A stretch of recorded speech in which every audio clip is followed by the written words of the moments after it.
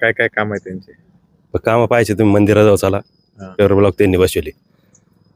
रोटेगाव तर चांडगाव हे डांबरीकरण दीपक भवन करेल आम्ही.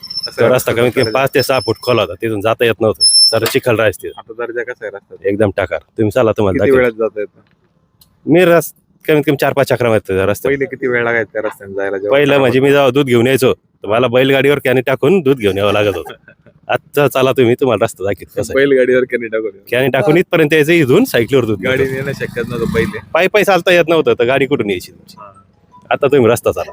बरं, आता त्यांच्या विरोधात कोण आहे उमेदवार माहिती का? गणेश इंगळे काय त्यांचे काम आहेत का काही? काहीच नाही, गावातच येत नाही तर काम कर.